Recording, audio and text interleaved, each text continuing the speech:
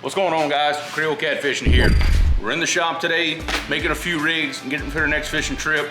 Y'all follow along. We're gonna show y'all what we do, how we do it, crimping rigs, tackle selection, everything. So y'all stay put.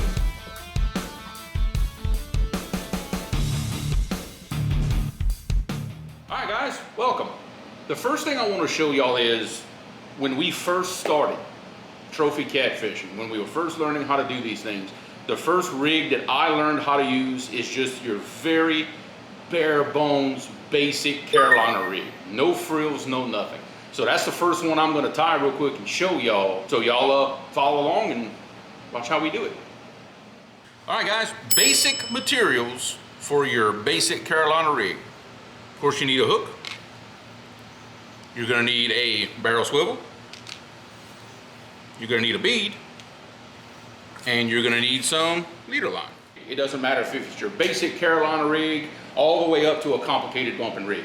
The most important part of any rig, guys, is your hook. Because without a good hook, you're not gonna get the fish and you're just gonna go home disappointed. So our choice of hooks that we trust are these River Cats Tackle circle hooks. And the one I'll be using to tie this rig in particular is one of our German alloy 12-aught hooks. Now, the first thing you'll notice about this style of hook is this is what's called the octopus style circle hook. And that means that the eye is not parallel to the shank, it's got a bend to it. Which means, absolutely, you have to snell this hook onto your leader line. And that's exactly what we're gonna show y'all real quick. So when we first got started, and I still use it to this day, but the leader line that I would use of choice is this Andy, just clear 80-pound mono leader line. Now, a lot of people ask why? Why 80-pound mono when you're only running 30 or 40 on your main line? Typically, when people think leader line, the leader is smaller, weaker than your main line. But you have to remember, for catfish, that tooth patch is like a pair of wire brushes. Very, very, very abrasive. And when these catfish bite and rub on this leader, they will just scratch everything up and you will break small line. So the 80-pound leader line has nothing to do with tensile strength. It has everything to do with just thickness and diameter for the abrasion resistance. That's why we use these big leaders versus our main line. Okay, first thing we go do, we're just gonna measure off a random length of leader. I'm gonna use plenty. I'm gonna go ahead with about that long. Go ahead and cut that off. And the first thing I like to do is go ahead and snell my hook on my line. Now, the knot we use on every one of our hooks is the no knot snell. It requires that the leader be loose and not tied to anything. Show y'all how to we tie that real quick. I take my hook in my right hand. We're gonna pass this leader through the eye and under the shank of the hook. I like to leave about as much tag line as I have shank, just like that. I grab it with my fingers. Very important little detail. You can see where the eye is crimped on this hook. The first wrap, the direction that I wrap my line, my first wrap is gonna go away from that crimp. And I simply hold my line and I go around 8 times. 1, 2, 3, 4, 5, 6, 7, 8. I grab my line with my other 2 fingers. Then you're gonna take your other end of your leader line, pass it back through the eye on the underside, and you're gonna cinch it up. And what I like to do, I like to take that leader line, I grab it and I pull till it, see how it's set. The moment that thing sets and you back off, that knot is secured and it's not going anywhere. But that right there is our no knot snell. Every single rig that we tie, that is the knot I use on my hooks. 0 failures. I have never, ever had a no knot snail fail on me. All right, now that we got our hook snelled on our leader, the next thing we're gonna do is we're going to tie our barrel swivel on the other end of our leader. Whoop. See, that's how sharp these hooks are. You let this thing get a hold of anything, It will stick it. All right, so I tie a Palomar knot on everything else that I do other than the hook. So I'm gonna move my little bead to the side. You double loop your line, leave yourself plenty of tag, double it through, make a overhand knot, just like this. Pass your swivel through and tighten her up. What I like to do, I like to grab my tag end to tighten everything up. And just make sure it cinches. That 80-pound mono is a little tricky to tie a knot in, but there you go. There's our Palomar knot. I'm just gonna take my clippers and clip that off. Again, I like to leave my tags a little long, just because. But there you go. There's our swivel, and there's our leader, and there's our hook. So basically, our Carolina rig is made. It's tied. We just have a couple other parts that go on our main line. Okay, so when you're ready to go fishing, you already have your leader and your barrel swivel tied up. So I have this line that we're gonna say is our main line coming from our rod. Simple bank sinker. You just slip the bank sinker onto the main line directly, and this is important. This is where the bead comes into play. You put your bead on your main line between your sinker and your leader. I'm gonna show y'all why in just a second. Again, we're gonna take the line just like we did for the swivel. We're gonna tie another Palomar knot. So we're gonna pass our main line through the swivel. We're gonna make an overhand knot. Now for this knot to work, you have to pull your entire leader through the loop. Just like that. Now we got it pulled through. We're gonna cinch her down. And there's our Palomar knot on our main line. Clip a little tag off there. This is where the bead becomes so important. It's right here. You can see that that bead is protecting that knot from that lead weight banging on that knot and weakening your line and possibly causing a failure. Very, very important part of the Carolina rig if you're gonna put your weight directly on your main line just like this. But there it is. Basic Carolina rig, very minimal tackle.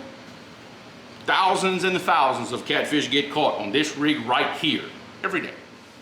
All right, now, starting from your basic Carolina rig, very easily you can turn this into what's called a Santee rig by simply taking a peg float and just adding it to the leader just a little bit above the hook. And all this does is this peg float, when the weight's sitting on bottom, it elevates your bait off bottom. Some people like to add a rattle. You can also add that in line instead of your peg float. So many options for this rig.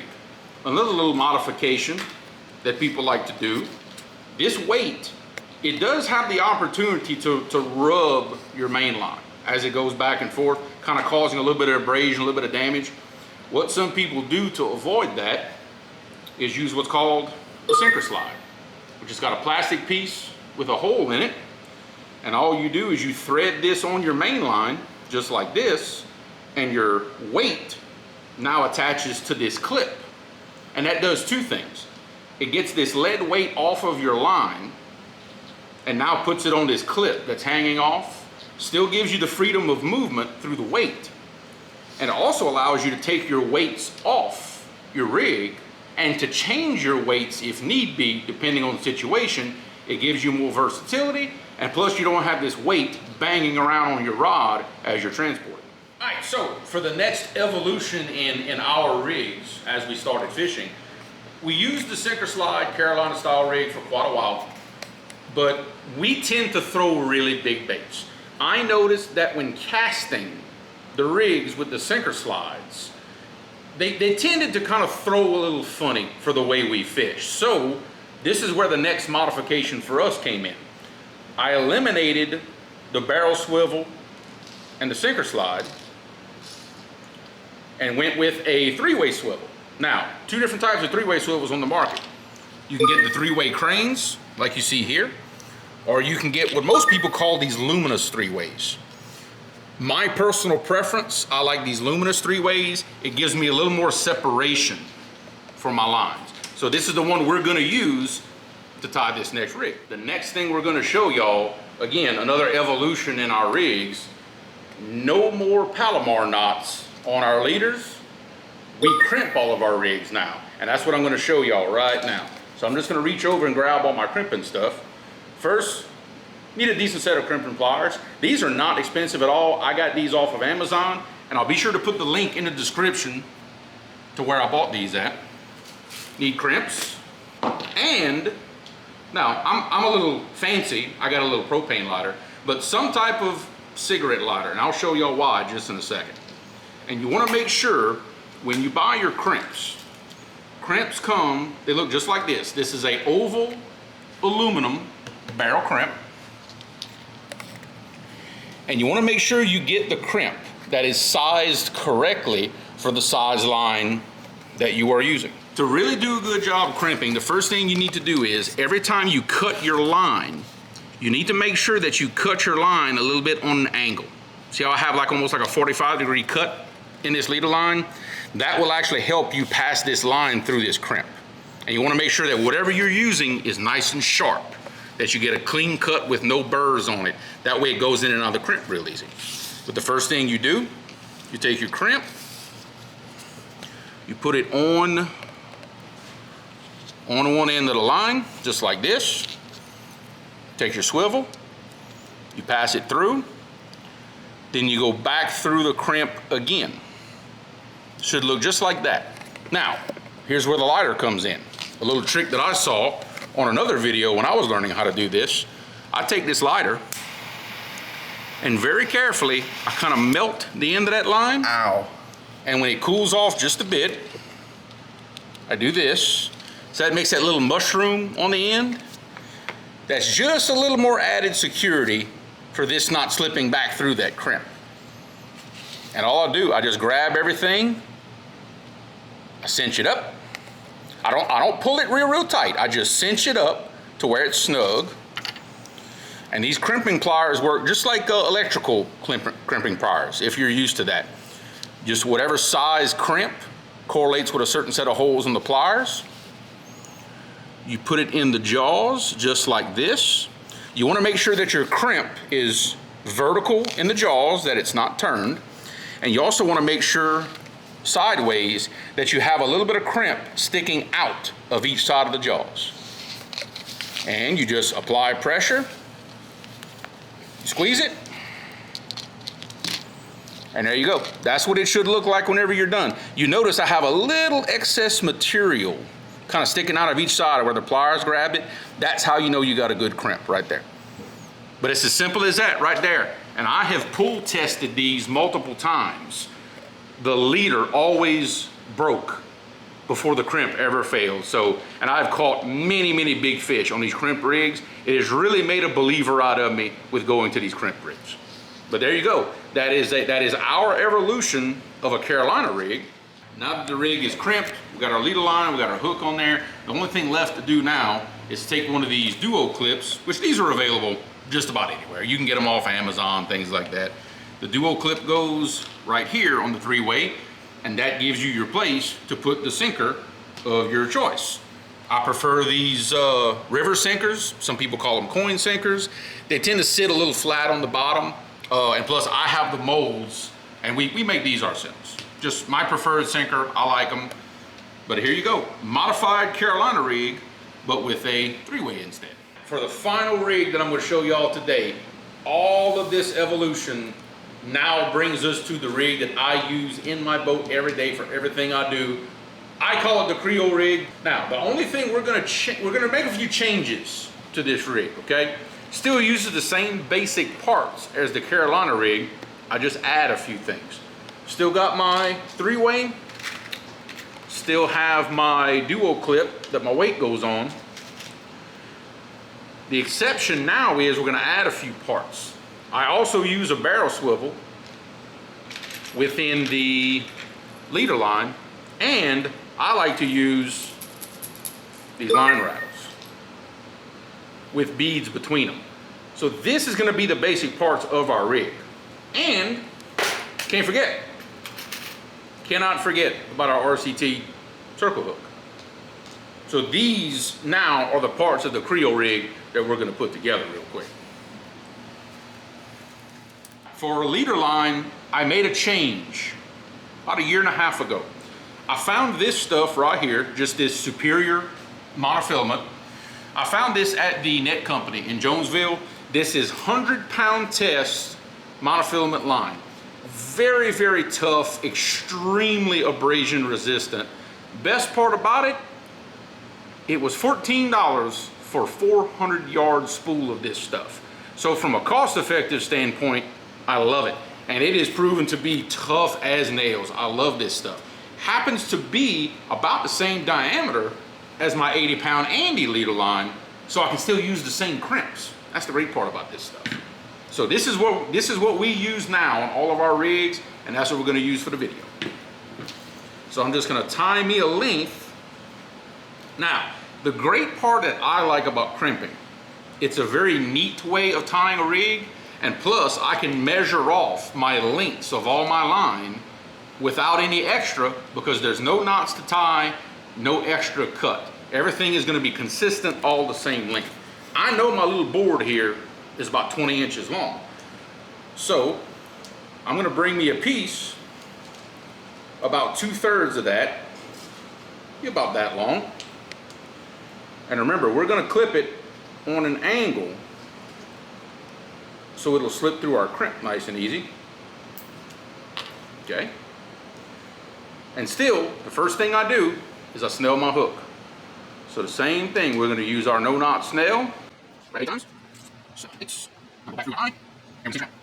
Now, if you ever wanna test to see if you have your snell tied the right way or not, it's real simple.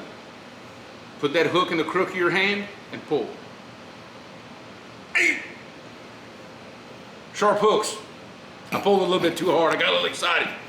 But that is a good way to test without injuring yourself to make sure your snell is tied the right way, because it'll just sit there in the crook of your hand every time. Good little test. Make sure you don't bleed. So next thing I'm gonna do, I'm gonna grab one of my little crimps here, thread it on my line. I'm going to attach my barrel swivel.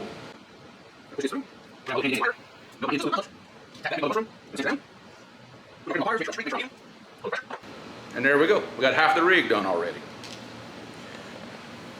Next order of business, I'm gonna grab me another piece of line. I know this board is 20 inches and I want this piece of the rig to be about 18 or so. So I'm just gonna measure off about that much. Clip it again. And be sure, remember, you want to clip this just at a little on an angle. That way it goes in and out those crimps real easy. And what I'm gonna do is, I'm gonna go ahead and crimp this on my 3-way swivel next.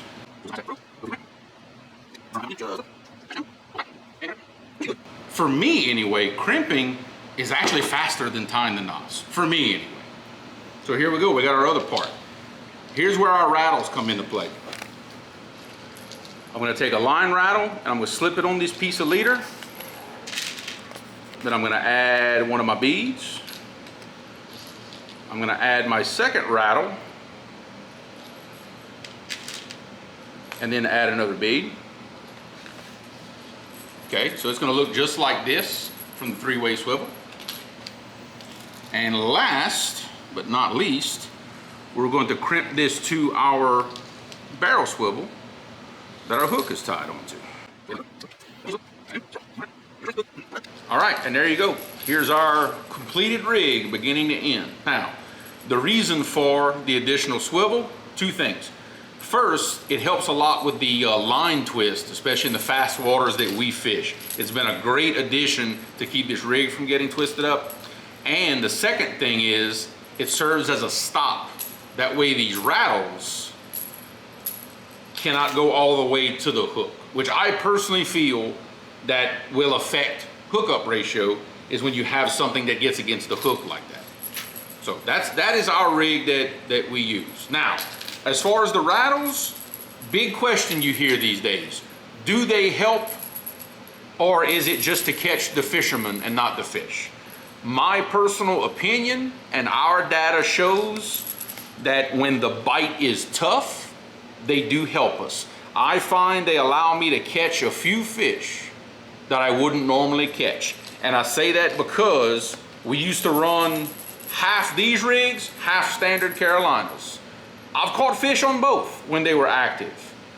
But if I only catch one fish on that trip, that one fish always came on a rig with rattles on it. Never once have I caught a fish on a standard Carolina and not a rattle rig. So that's where my opinion comes from. It's just our experiences and our waters. But yes, I add rattles to my rigs now because I honestly believe they help. We prefer to use these small inline rattles, line rattles as most people call them. You still have the option. You can use a spook in its place, like what some people like to use. Or they make even different styles of line rattles. This happens to be one from Carolina Lake Weights that I got sent, thanks to Rebecca and Jamie. Another style that's available. So you have many options to build these rigs. These little line rattles, that happens to be some that we get from River Cats Tackle, available there. So many options when deciding what you want to put on your rig and how to build it. All right, so most everything y'all saw into making these rigs, we have right here laid out. It's all available at River Cats Tackle. We got snap swivels, the 3-way luminous swivels like you saw I make my rigs with. They're available. We got barrel swivels. We have the beads. We have the line rattles. We got peg floats for your dragon rigs or Santee rigs. And of course, our German hooks. Everything you need to make any of the rigs I saw today is definitely available on the website. And you can use Creole 10 while you're there, save 10%. All right, guys, we got rigs tied. Everything's organized, packed up. Gonna get my rods ready. And the next time y'all see us, we're gonna be out there on the water. Thank everybody for watching. Bon pêcher, everybody.